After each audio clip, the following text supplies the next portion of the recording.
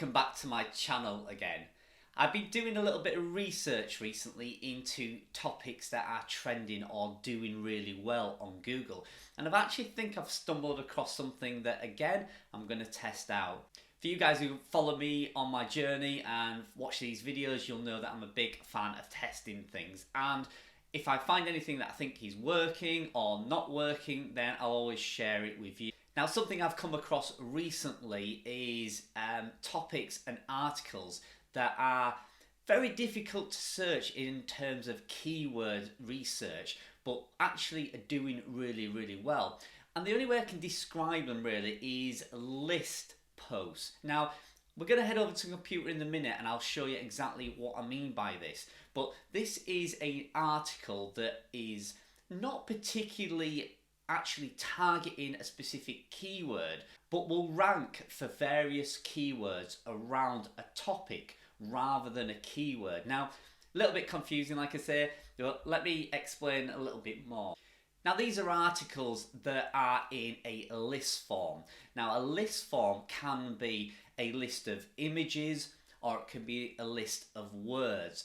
And what Google seems to be doing at the moment is picking out these lists and actually creating either the snippets or the position 0 rankings for these articles. Now, the trend and the little magic wisdom that I've found possibly is that it's actually ranking these articles and these lists for keywords that you wouldn't expect it to rank at all.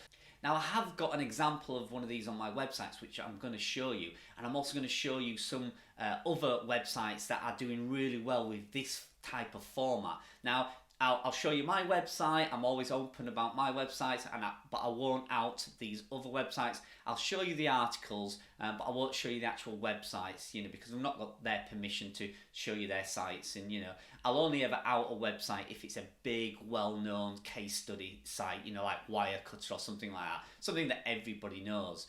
And also, these guys are working hard to build their business, and I don't want to impact on that. But there's some great examples to show you on here. Now, Google really seems to be picking up on this format. I guess you can call it a format and a style of writing. Now, this seems to be going against the trend of picking a particular keyword out and making sure the keyword's in the title and the keywords in the article. It seems to be going against that grain. Now, the reason I found this is by searching in my Google Analytics, and I had a look at some of my top posts from the last 3 months, and 2 or 3 of them that are doing far better than any others are these list type of posts. Now, I've only usually done list posts when it's been for a buyer intent product, like a top 10 vacuum cleaners or something like that, where you list all the vacuum cleaners in number order. So number 10 this vacuum, number 9 this vacuum.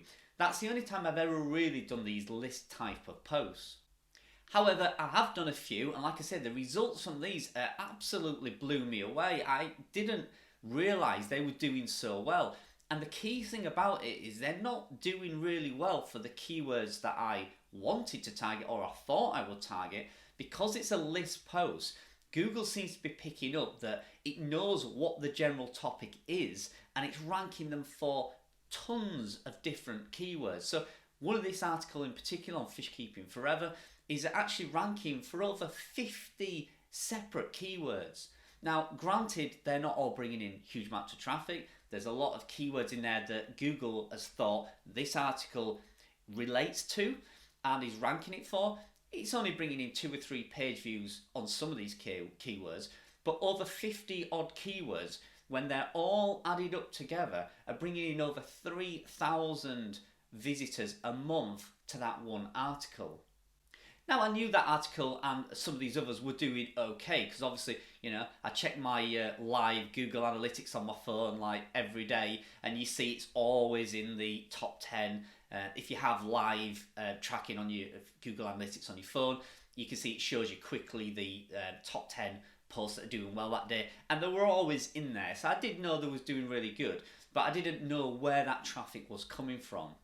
And it's only since investigating a little bit deeper have I realised that the traffic is not coming from that one particular keyword that I was searching. that it's coming from multiple keywords, which added up is providing a huge amount of visitors to the website.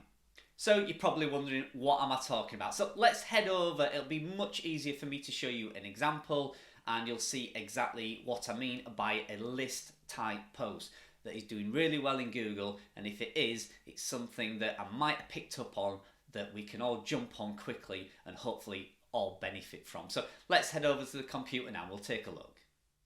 So let me show you the type of list posts that I actually see doing really well, not only for me but also for other people. And I think, like I say, Google's picking up on this and actually ranking them really well at the minute. So let's have a look. So here we are over at fishkeepingforever.com, and you can see here this is one article that I'm trying to rank for, which is the keyword small tropical fish, and then the list is 21 reasons why you should keep them. So you'd think it's going to rank for the word small tropical fish. However, that's quite a competitive keyword, and it's not actually doing really well for that one particular keyword. But it is, however, doing well for lots of other keywords. So let's just have a look at some of the content and what this list involves. So as you can see, we've got the title here, 21 reasons why you should keep small tropical fish. And then it has the list. So this is the number. So you can see here, number 21, value. So small tropical fish are cheaper, right? The number 20, you need a smaller aquarium. Yeah, makes sense. So that's another point. Number 19, variety. There's a lot of small tropical fish. There's a lot of variety to choose from. And another one, 18, the upkeep. So they're a lot easier to keep. So you can see how an article like this is formed. Now on this, there's a lot of images and videos within this content. And some of these other sites that are ranking this type of article are not actually even doing that. They are literally doing words and no images. But I've also seen some others that are doing just images, and they're trying to get the images to rank. So they might have 21 images of small tropical fish and hardly any words at all. And those images are ranking, and they're popping up in Google, they're popping up on Pinterest, and people are sharing them. So that's actually working. But the word blogs with no images, just lists, are performing the best. So let me show you a couple of examples. Okay, so here's an example for a website that's not owned by me. So I'm going to do my very best not to show the URL for this because, like I say, it's not my website. But as you can see here, they're ranking for 5 fun backyard activities for kids. And again, I've looked at this, the information on this through Ahrefs to have a look at what they're actually ranking for. And you'd think this is going to rank for backyard activity for kids. That's obviously what they're targeting. But again, it's not. It's ranking for things like fun games for children, activities for children, garden games for children, all sorts of keywords that are all bringing in different levels of traffic from this one article. So if you take a look at the article, you can see here, they've got the SEO title, they've got the featured image, a very small intro. I mean, we're talking, a few hundred words. Let's have a look. 93 words. And then we've got a couple of, we're going to the content. So they've got number 1, trampolines is good for backyard activity for children. Number 2, swing sets. Number 3, jungle set. 4, tree swings. And number 5, pools. And they end on a summary. A very, very small but well-focused list post. So let's just have a look how many words this is. 1,016 words. So as you can see, this is a type of a list post, and it's one that's doing really, really well. I'll just show you another example. So again, from the same website, 7 eco-friendly items to put in your home. So again, you're thinking it's going to rank for eco-friendly items or eco-friendly items in your home. But it's actually ranking for a ton of keywords again, like things like green recycling bags, compost bags, rain barrels that are recyclable, plastic rain barrels. It's ranking for a ton of keywords. And if we look at the article again, same title, feature image, nothing else other than just a very short 7 items listed on here and a 100-word summary. So again, as you can see, look at the format of this article. It's so simple, clean and easy to do. And these are ranking so well. Now, I think it's because, like I say, Google are picking up these numbers, so these lists. So this is what's going to be classed as a list post. So it's just a number in your H2 headings and then a little bit of content about each. And then Google's going through and they're picking these H2 headings and using it for a lot of snippet information, which is a great way for a short article like this, 1,016 words, to jump from where it probably should rank, maybe bottom of page 1, maybe even page 2, right to the snippet or near the top, because it's pulling all the information out of this list, which Google, in my eyes, is what Google's finding really easy to do. With their artificial intelligence and their learning system, I think Google at the minute is finding these type of content really easy to crawl for and really easy to designate keywords that it's finding within this content. Now, I'm not saying this type of content is going to replace bio-intent keywords or informational response posts. I'm not saying that, but maybe it's another tool in our armory that we can use to actually get some rankings for, again, shorter, easier to write content, but actually content that's ranked really well. This is also content that's going to do great on social media like Pinterest, for instance. This is the type of article and information list post that Pinterest loves, and it's the sort that gets shared and pinned across multiple websites. List posts are often always seen on bigger publications where they find it really easy to use as guest posts. Now let's see if I can find an example of that for you. Okay, so I found another example here from a well-known thespruce.com, one of the biggest websites probably in the world. It's huge. And this is another list post. And again, so this is 28 storage ideas for your entire home. So again, you're going to think, okay, this is going to rank for storage ideas or home storage ideas.